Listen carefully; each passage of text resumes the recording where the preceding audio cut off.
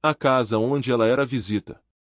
Antes de continuar essa história, eu preciso que você respire comigo por alguns segundos. Respire fundo. Devagar. Porque o que aconteceu com Dona Helena não foi uma tragédia anunciada. Não houve aviso. Não houve um momento em que alguém disse, agora tudo vai mudar. Não teve grito. Não teve briga. Não teve despedida dramática. Foi algo muito mais sutil. Muito mais silencioso. Tão silencioso que, se você não prestar atenção, nem percebe quando começa. E às vezes é exatamente o que não faz barulho que mais transforma a gente por dentro. Pensa comigo. As grandes mudanças da vida raramente chegam com fanfarra. Elas não tocam campainha. Não mandam aviso prévio. Elas chegam devagar, disfarçadas de normalidade, vestidas de rotina. E quando você percebe que algo mudou de verdade, já mudou faz tempo. Mudanças grandes costumam ser barulhentas. Mas as mudanças que realmente mexem com a alma acontecem em silêncio. No intervalo entre uma frase e outra. No espaço entre o que foi dito e o que ficou calado. No capítulo anterior, ela fechou a porta da casa no sertão. Uma porta simples. Uma porta que guardava décadas de história, de cheiro, de memória. Uma porta que sabia o peso da mão dela de tanto ser fechada e aberta ao longo dos anos. Mas hoje eu quero que você entenda o que aconteceu depois que essa porta se fechou. Porque sair de um lugar não significa apenas mudar de endereço.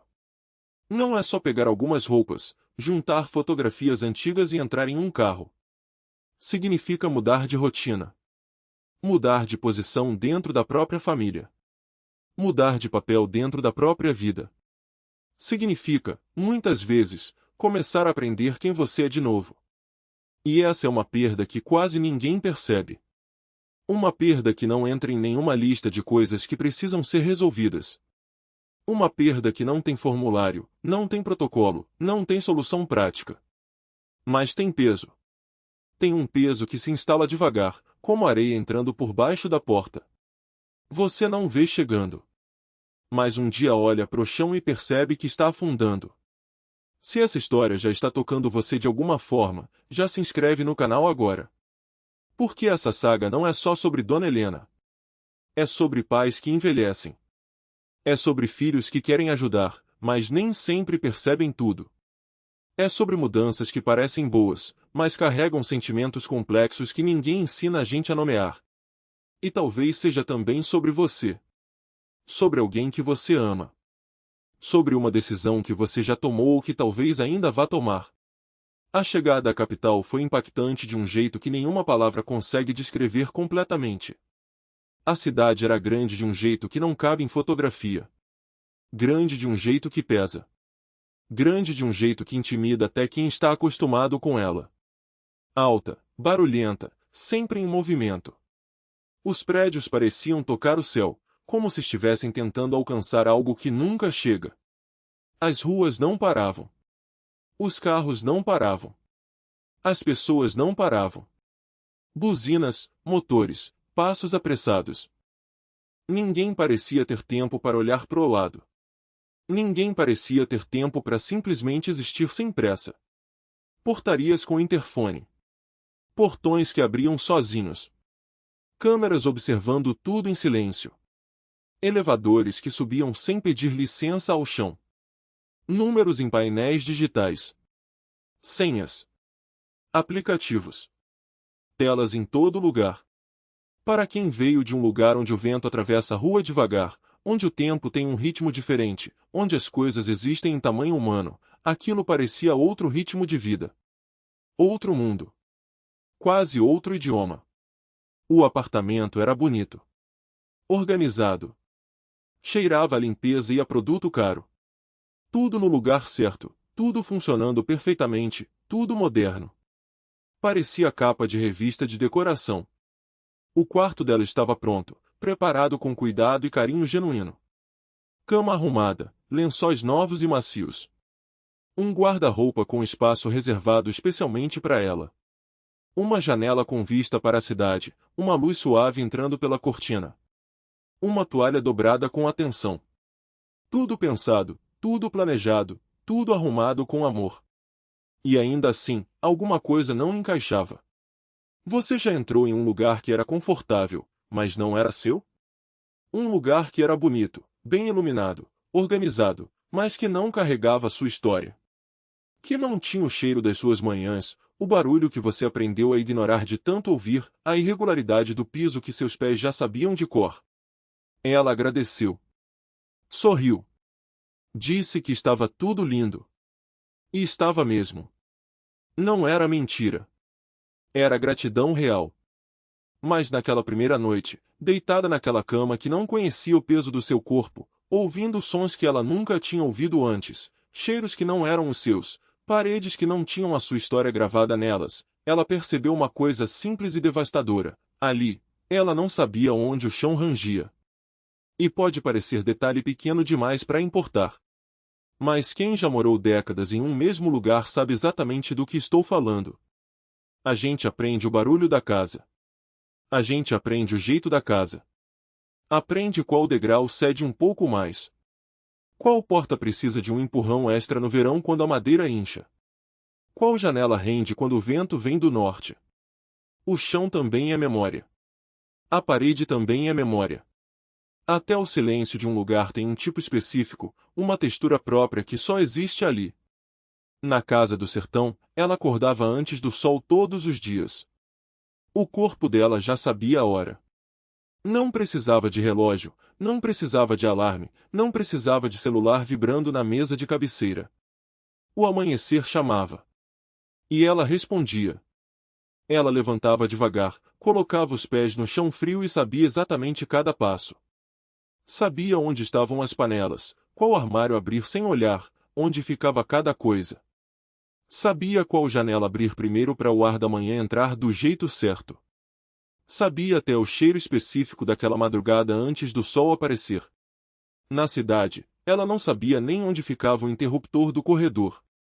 Na primeira madrugada, levantou devagar para não acordar ninguém.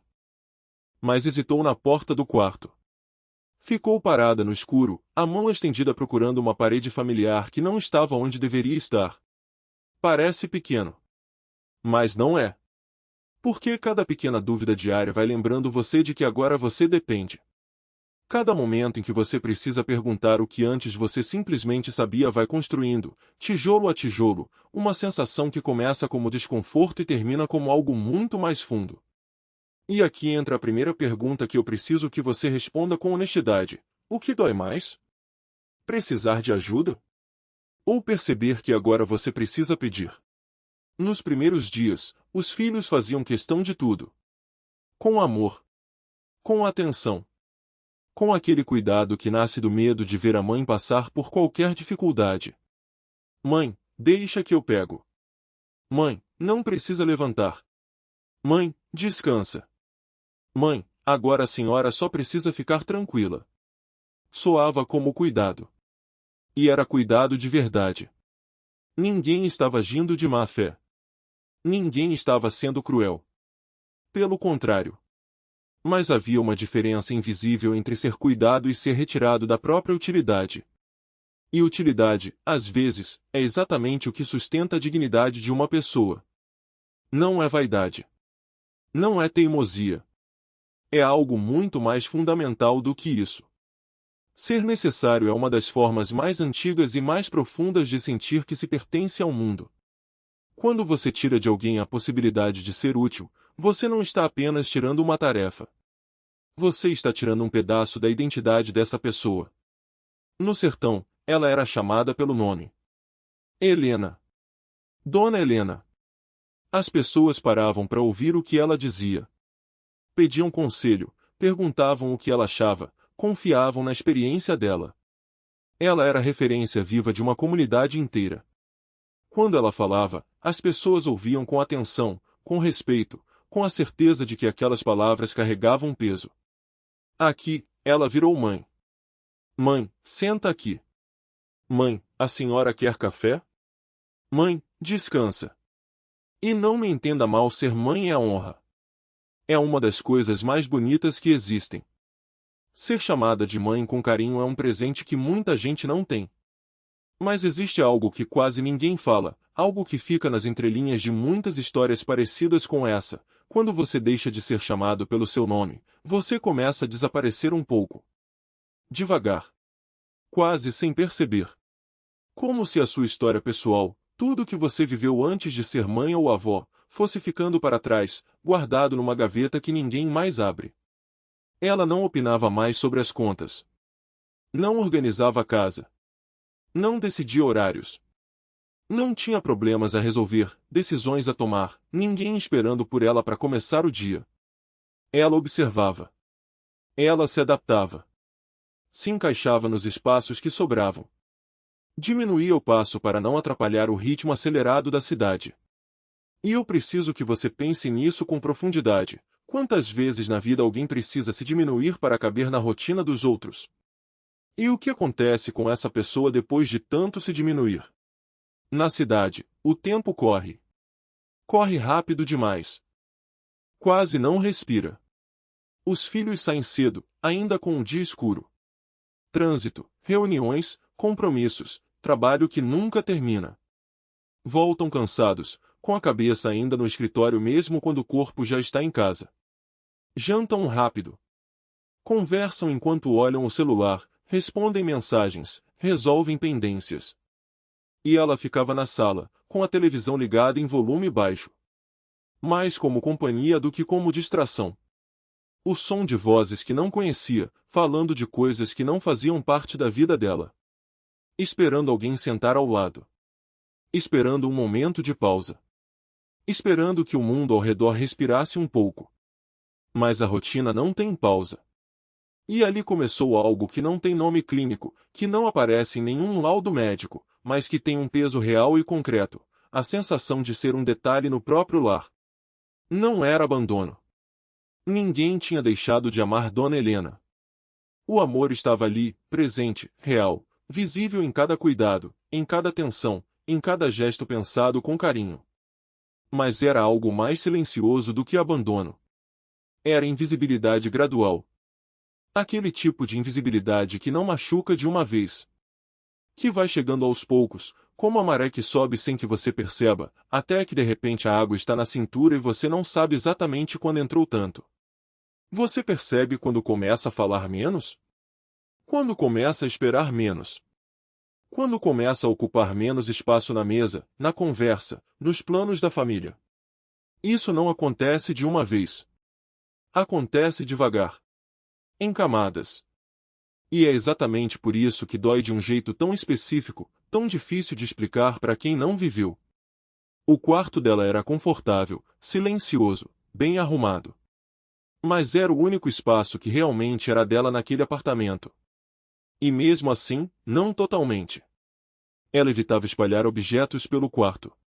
Não queria bagunçar, não queria ocupar demais.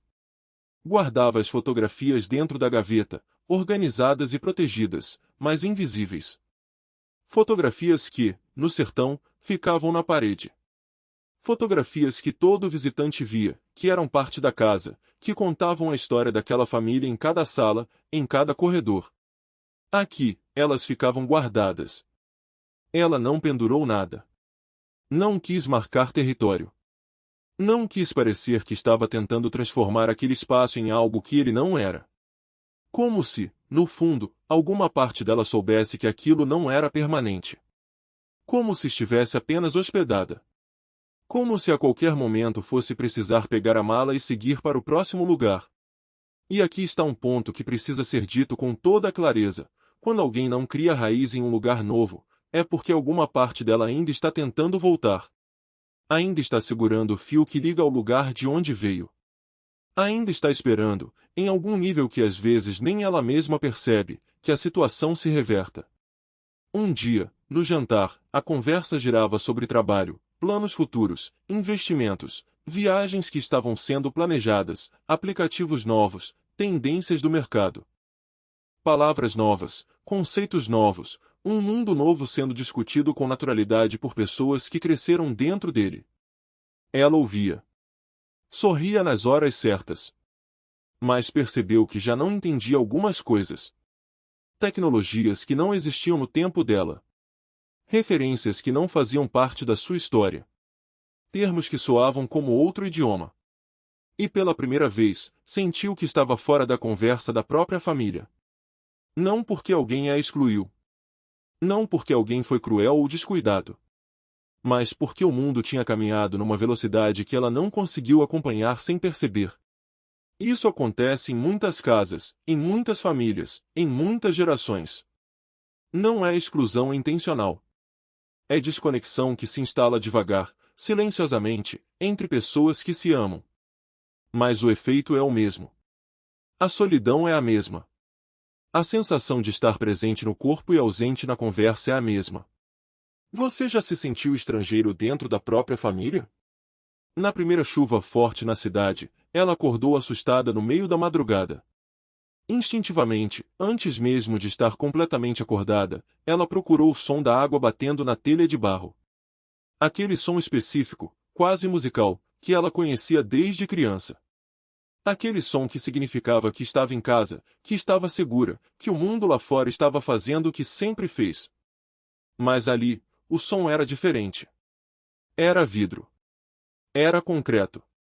Era distante e frio e sem a intimidade daquele barulho antigo. Um som que não abraçava a noite.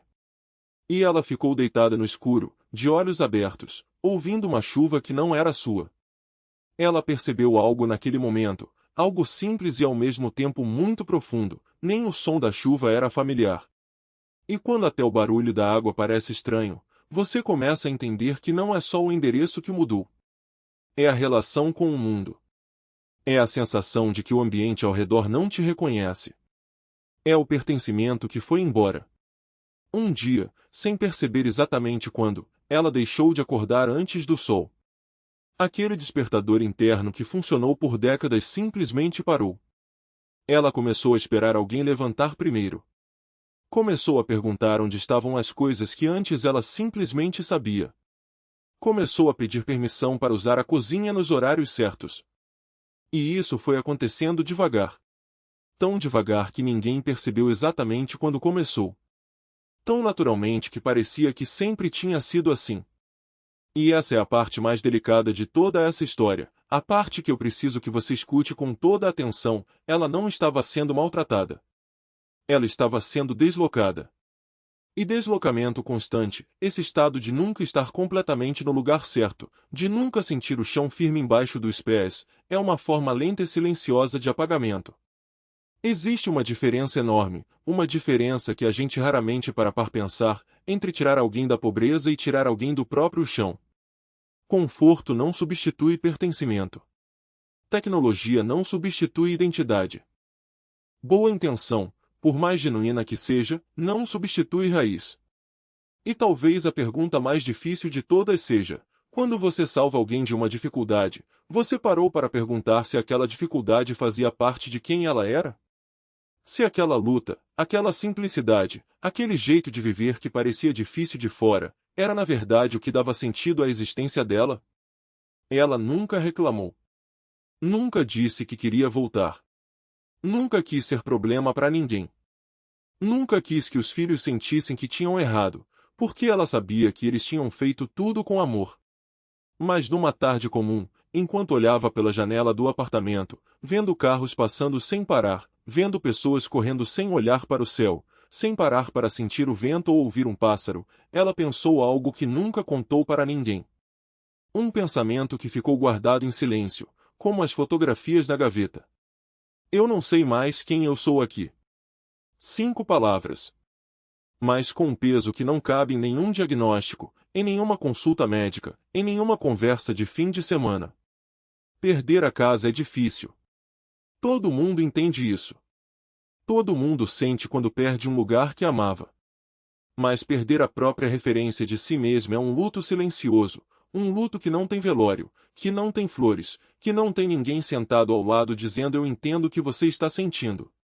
É um luto que a pessoa carrega sozinha, muitas vezes sem nem ter as palavras certas para nomear o que está sentindo. E é exatamente aqui que a história começa a mudar de direção. Porque o desconforto silencioso vai começar a virar conversa. Depois vai virar logística. Depois vai virar decisão. Decisões tomadas com amor, mas que vão ter consequências que ninguém previu. No próximo capítulo, você vai entender como o cuidado começou a ganhar prazo. Como a palavra temporário começou a aparecer nas conversas com uma frequência que ninguém comentava, mas todo mundo sentia. E como algumas frases aparentemente simples, ditas com gentileza e cuidado, podem mudar tudo de uma vez. Se essa história mexeu com você, comenta a palavra pertencimento aqui embaixo. Porque essa palavra vai acompanhar essa saga até o final. E o final, eu garanto, vai te fazer pensar em alguém que você ama de um jeito diferente do que você pensava antes. Até o próximo capítulo.